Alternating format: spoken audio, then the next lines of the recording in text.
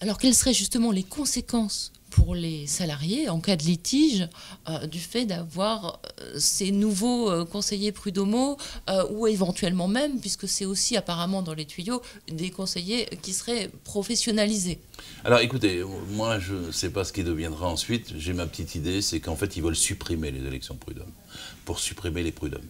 C'est-à-dire qu'ils ne veulent plus. Le patronat l'a dit, Madame Parizeau l'a dit maintes fois, les prud'hommes ça insécurise les employeurs. Voilà. C'est comme si vous disiez les tribunaux insécurisent les délinquants. Et là, pour le coup, Mme Parizeau veut donc supprimer les prud'hommes. Il voudrait venir à un système, comme on dit, de type arbitral. Vous savez, ce genre de tribunaux qu'on met en place, enfin pas de tribunaux, de commissions qu'on met en place justement, avec des gens qui échappent à peu près à toute règle et puis qui discutent le bout de tapis. Je pense justement à tapis, parce que c'était une commission arbitrale. Et donc ce genre de commission serait mise en place dans les branches, entre patronat et syndicats, et négocierait un peu le sort des salariés qui seraient en conflit avec leur employeur.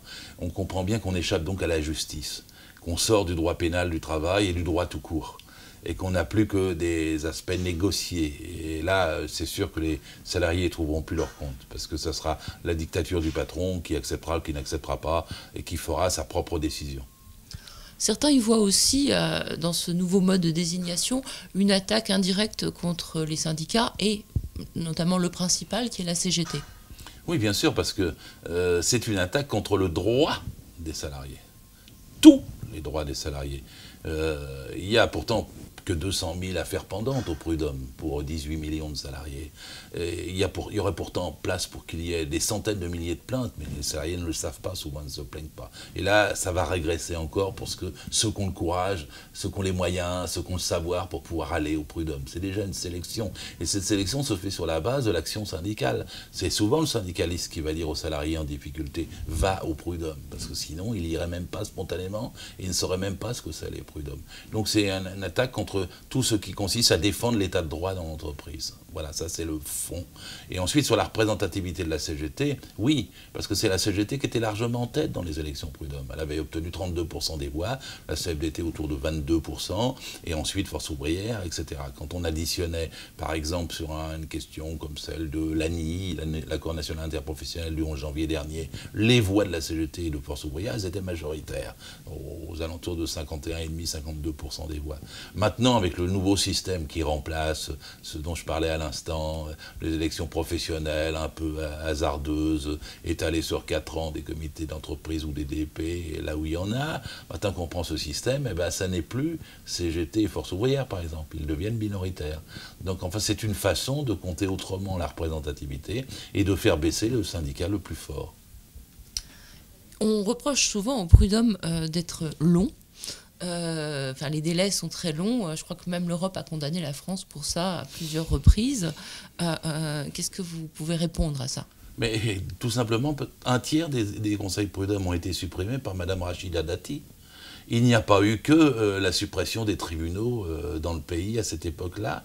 30% des conseillers prud'hommes ont été supprimés. Et donc après, leur formation d'ailleurs est insuffisante, elle a été raccourcie. Il y a eu des délais qui leur ont été imposés pour rédiger les jugements qui ont été réduits. C'est-à-dire que les moyens même des prud'hommes, avant de supprimer l'élection, ont déjà été réduits par Sarkozy. Et si on n'a pas eu des élections l'année dernière, c'est aussi parce que Sarkozy avait différé la date. Et hélas, le gouvernement actuel prend la suite. Donc en fait, les prud'hommes devraient avoir plus de moyens et pas moins de moyens. Les conseillers devraient être plus formés et pas moins formés. Ceci dit, ça n'empêche pas que les prud'hommes sont une très belle justice, parce que 80% des décisions qui sont prises sont confirmées en appel quand il y a appel. Donc en vérité, c'est quand même pas mal.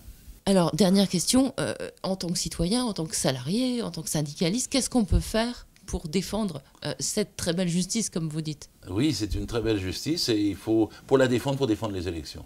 C'est le lien direct, c'est le lien intime entre le salarié qui pourra voter ou qui sera appelé à voter et le tribunal.